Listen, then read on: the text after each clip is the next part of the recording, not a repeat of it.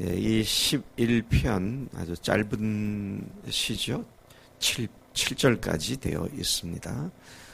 그런데 이 11편도 1편부터 계속되는 그런 형식과 내용을 반복하고 있습니다. 여러분, 시 1편이 뭘 얘기하고 있죠?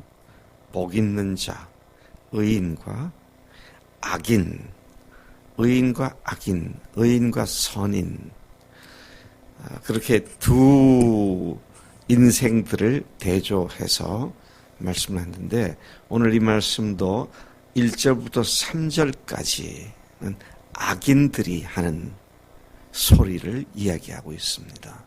4절부터 7절까지는 다윗 자신이 하는 말로서 의인들이 하는 말. 근데 이 악인이나 의인이나 똑같은 상황을 당하고 있을 때 두 양쪽 사람들이 각각 다른 말을 하는 그런 대조를 보여주고 있습니다.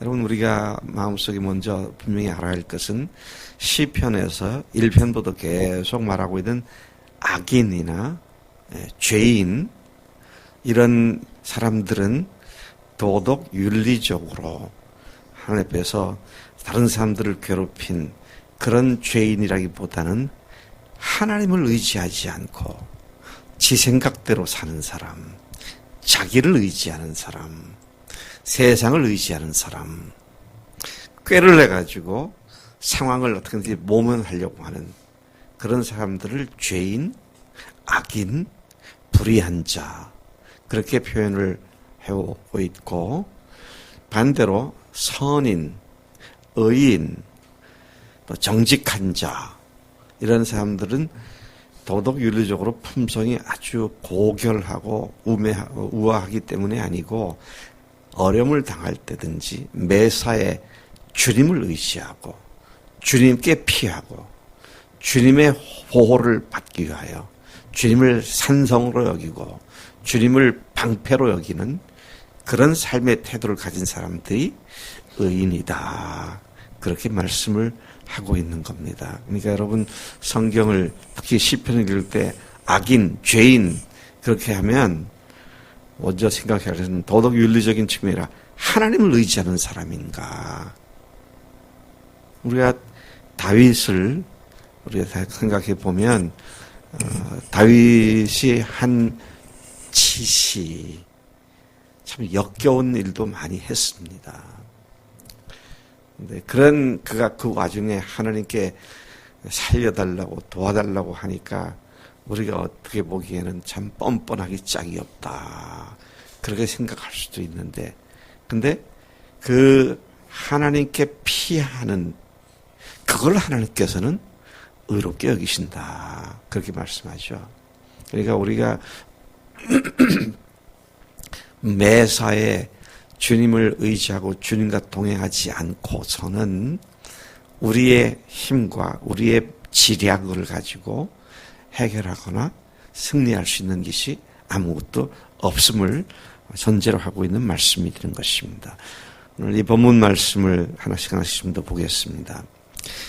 그러니까 선인, 의인, 정직한 자, 여호와께 피하는 자, 이런 사람들은 어떻습니까? 평안하고 확신에 차 있고 믿음으로 사는 사람들인데, 죄인, 의인, 죄인, 불의한 자, 이런 사람들은 똑같은 상황인데 불안해하고 초조해하고 두려워하고 불신하는 그런 말을 하고 그런 삶을 사는 자들인 것을 대조해서 말씀하고 있습니다. 1절부터 봅니다.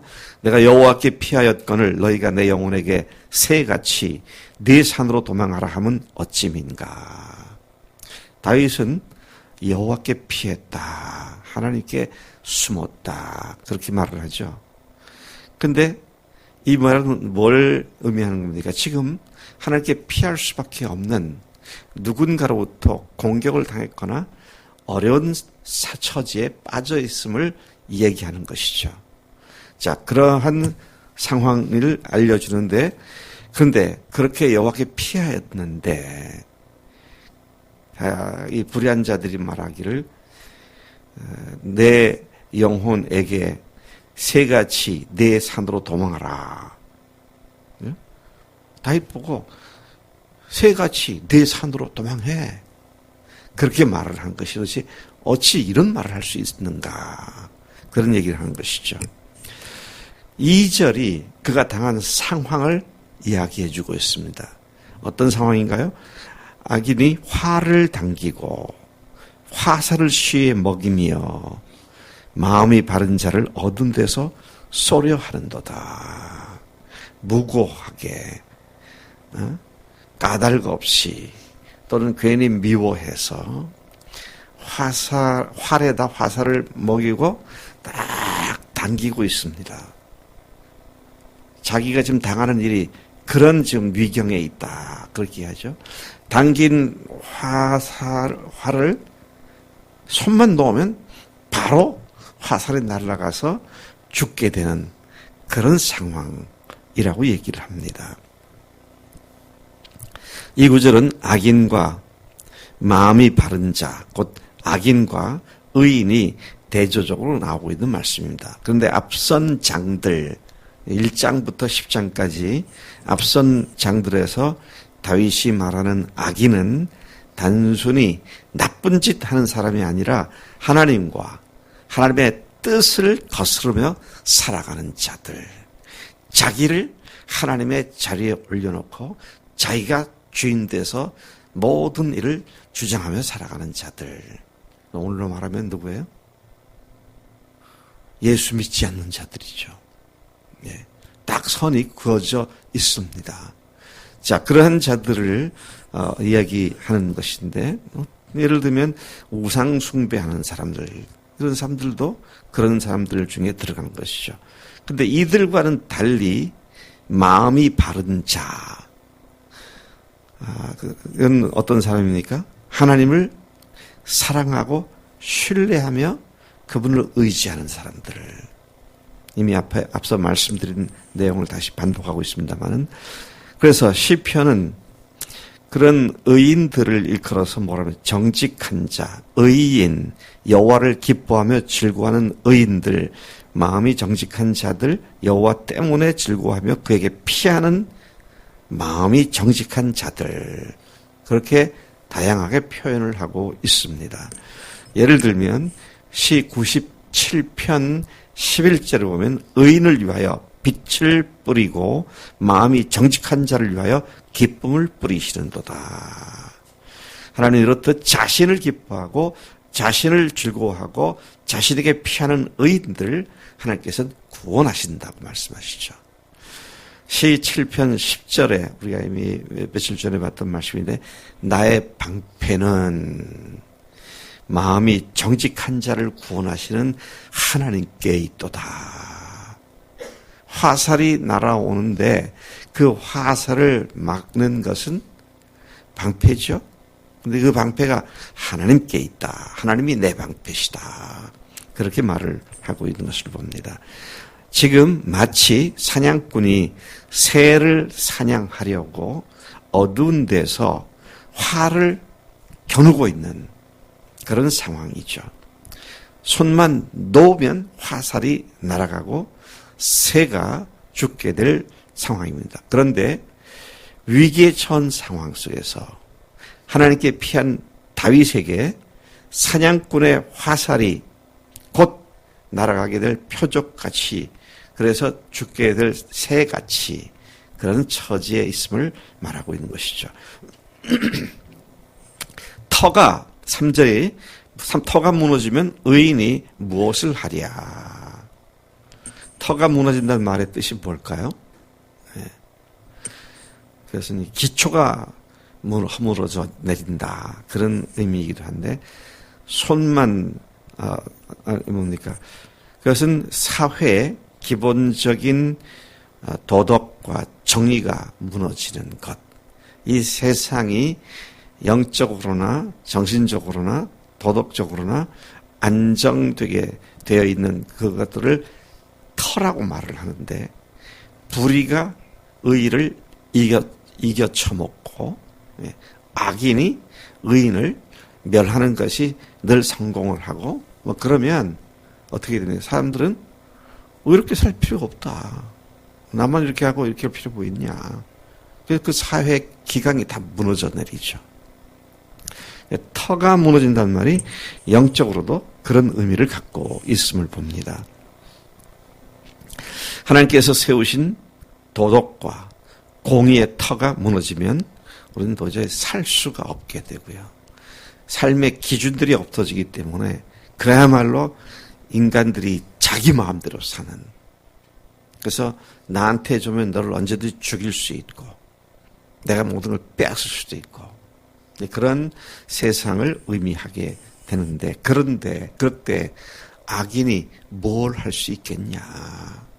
이게 지금 누가 하는 소리인가요? 하나님이 하십니까? 다윗이 하는 얘기입니까? 악인들이 하는 얘기입니까? 누가 하는 얘기예요? 악인들이 하는 얘기입니다. 네가 바르게 살겠다고 하나님을 의지한다 그렇지만 사회 모든 기관과 터가 무너지면 네가 말하는 의가 무슨 소용이 있냐. 그러니 쓸데없이 보이지 않는 하나님 믿는다고 그렇게 하지 말고 네가 네 산으로 도망가. 네 살궁리 찾아. 그렇게 얘기하는 겁니다.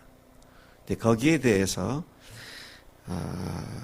4절부터 다윗이 의인으로서 하는 이야기가 쭉 전개되고 있습니다.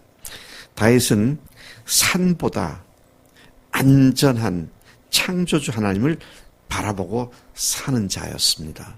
그래서 우리가 아까 불렀던 찬송이 시 121편 1, 2절에 근거한 찬송이죠.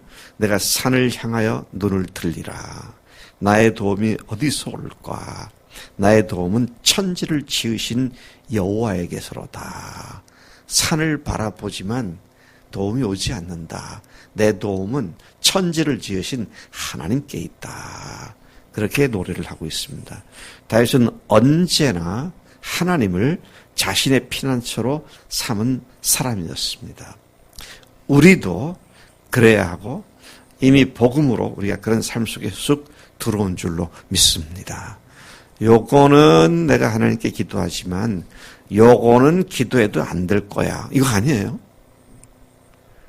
모든 일에 있어서 하나님께는 아무 문제가 되지 않습니다.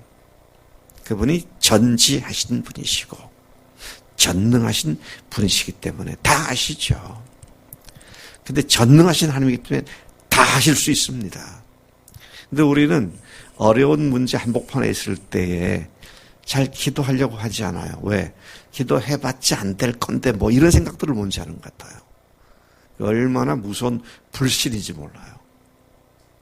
왜 다른 것도 하면 있다가 이거는 내가 당한 어려움은 안 될 거야. 그렇게 생각하나요? 왜 그렇습니까? 마귀라는 놈이 그렇게 속이기 때문에요. 하나님의 능력은 참으로 신기하여 불가능을 가능하게 하시고 없는 것을 있게 하시는 능력의 주님이신 줄로 믿습니다. 그 사실을 믿는 사람들을 성경이 지금 뭐라고 어떤 사람이라고 얘기합니까? 의인이라고 말합니다. 하나님께 피하는 자, 그가 의인이다. 그렇게 말하죠. 우리를 위해 죽으시고 부활하신 예수님, 그분이 하나님으로서 그렇게 하셨기에 부활을 통해서 죽음을 완전히 권세를 팍 파쇄시켜버린 그 주님이 나의 삶을 책임지시는 나의 주, 나의 왕이시기 때문에 이제는 우리가 그분께 피하지 않는 것이 죄입니다. 네. 그분께 피하지 않고 내가 할 수 있어, 내가 처리할 수 있어, 이런 태도가 되거나 아니면 믿는다고 말하면서 실제로는 안 믿거나 전지전능하심을 생각하지 않고 있는 그런 것들이죠. 4절 보니까 여호와께서는 그의 성전에 계시고 여호와의 보좌는 하늘에 있으며, 다윗은 왜 하나님께 피했는지 그 이유를 여기서 밝히고 있습니다. 하나님께 피한 이유. 첫째, 그는 하나님이 만물의 주권자이심을 알았기 때문입니다. 누가 어떤 권세로 이 땅을 다스리든지, 누가 어떤 고약한 음모를 가지고 괴롭히든지, 그 위에 계신 하나님께서 그분의 뜻대로 그 모든 것들을 주관하시는 분임을 알았다는 것이죠. 예. 내가 도저히 용납할 수 없어. 저건 내가 반드시 손을 봐줘야 돼. 예. 그러면 내가 하나님을 대신하는 것이 되잖아요. 하나님 대신하지 마세요. 하나님께 맡겨요. 예. 하나님을 대신하가 패가 망신하는 사람들 많습니다. 예. 사람들을 대할 때 그렇게 하서는 안 됩니다. 제가 전에 어떤 그 교회에, 목포에 있는 어떤 교회에 목사님이 좀 실수를 했어요. 그러니까 어떤 부목사가 하나님을 대신해서 내가 이 일을 해야만 하겠다고. 근데 그 얘기 들을 때 섬뜩하더라요. 저 사람이 하나님이 하실 일을 지가 한다고. 그랬다가 그 교회가 풍지박산되고, 그때 어려움을 당했던 목사님은 오히려 회복이 됐는데, 나머지 사람들은 다 완전히 먼지처럼 흩어져 버리는 그런 모습을 보았던 기억이 납니다. 여러분, 어떤 경우도요, 부부 간에도 그렇고, 부모 자식 간에도 그렇고, 하나님이 하실 일은 하나님께 맡기고, 왜? 그분이 심판자이시고, 그분이 모든 것을 아시고, 뒤에 가서 보면 감찰하시는 분이시다. 그렇게 말씀을 하고 있는 것을 봅니다. 다윗은 계속해서 그의 눈이 인생을 통촉하시고 그의 안목이 그를 감찰하시도다. 하나님의 눈이 언제든지 모든 것을 보시고 계신다. 통촉하옵소서 전하 그러잖아요. 다 보고 아시는 분이시다. 네. 에린이가 뭐 때문에 저렇게 기도하는지 하나님이 다 알고 계시잖아요. 에린이가 기도 안 해도 하나님은 다 아세요. 근데 기도하도록 하신 이유가 뭐예요? 하나님을 철저히 의지하기 위해서. 어려운 일이 내가 생각할 때, 야, 이건 너무 큰 일이다. 그러면, 하나님께서 철저히 의지하라고 하시는 거구나. 그렇게 생각하면 오히려 참 스릴을 느낄 수가 있어. 짜릿한 하나님의 은혜를 느낄 수가 있죠. 자, 그런 의미에서 두 번째 하나님께 감사하고 그분께 피한 이유가 뭐냐? 전지하신 감찰자 하나님이시기 때문이다. 모든 것을 면밀히 자세하고 보고 알고 계시는 하나님이시기 때문에. 그래서 하나님께 피했다. 의인의 의로움과 악인의 악함, 이 모두를 다 보고 계시는 하나님이시다. 5절, 여호와는 의를 감찰하시고 악인과 폭력을 좋아하는 자를 마음에 미워하시도다. 그냥 보고 계시는 것이 아니라 미워하시는 마음으로 그들을 보고 계신다. 하나님이 그렇게 하시는데 내가 어줍잖게 나가가지고 내가 또 죄를 짓는 그런 일을 우리가 하지 말아야 하겠다. 하나님께 맡기고 하나님의 의가 심판하도록 주님께 내가 맡겨야 한다는 것이죠. 하나님은 어떤 분이십니까? 의로우신 재판관이십니다. 하나님께서 의인을 감찰하신다는 말은 의인을 인정하신다는 말이죠. 그래, 다은아, 내가 알아. 너 억울하지? 내가 다 알고 있어. 그런 말이죠. 그런데 악인과 폭력을 좋아하는 자를 미워하신다. 그리고 각각에게 양자, 그렇죠? 악인과 의인에게 궁극적인 결과를 가져다 줄 것이다. 6절과 7절이 그 말씀을 하고 있습니다. 6절에 보니까 악인에게 그물을 던지시리니 불과 유황과 태우는 바람이 그들의 잔에 소득이 되리로다.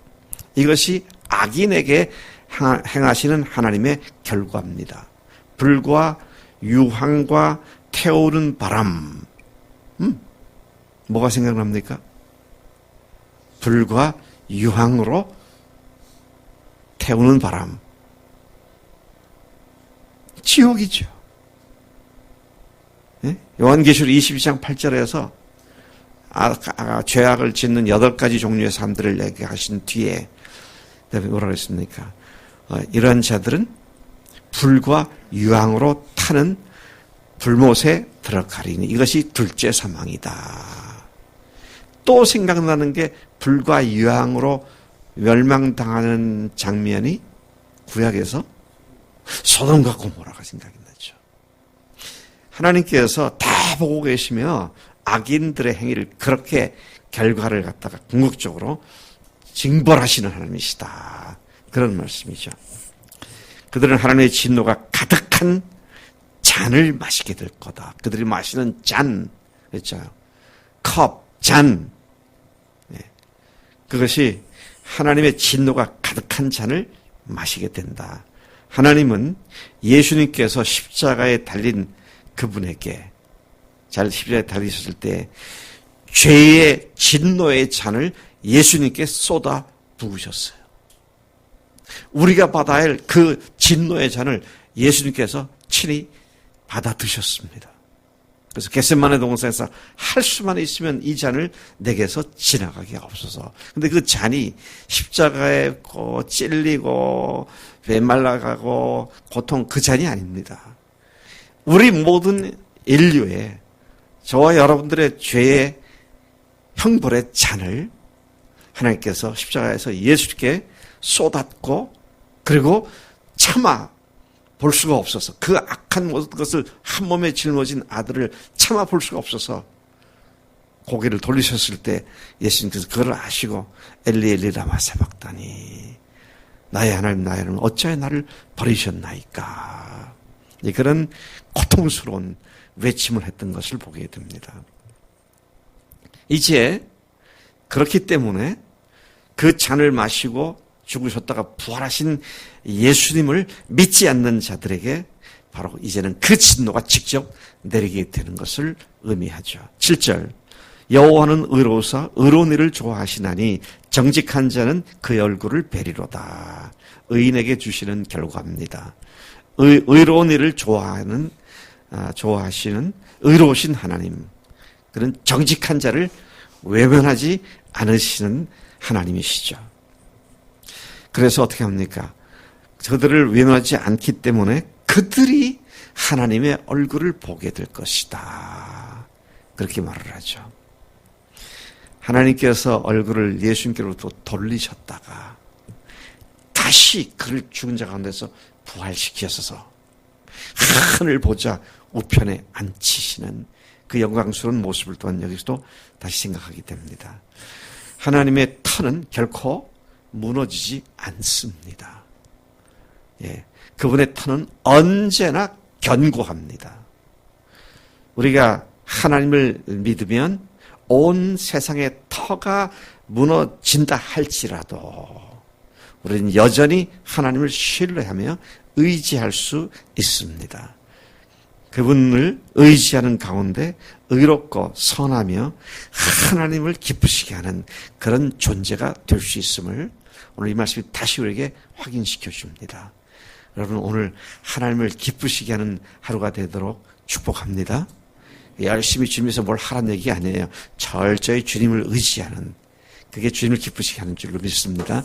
아버지 하나님 감사합니다. 저희들에게 죽으시고 부활하신 예수님을 허락해 주시고 그분을 통하여 하나님께서 우리를 의롭다 하시고 이제 그 의로운 자가 마땅히 살아야 할 바를 다시 일깨워 주시니 감사합니다. 모든 일에 대소간에 또는 모든 가볍거나 무거운 일에서나 주님을 의지하고 주님께 맡기고 주님께 피하는, 그래서 주님이 기뻐하시는, 우리를 기뻐하시는 삶이 되도록 오늘도 인도하신 줄로 믿습니다. 오늘도 그렇게 살고 남은 여생 평생 그렇게 주님께만 피하며 살겠습니다. 감사합니다.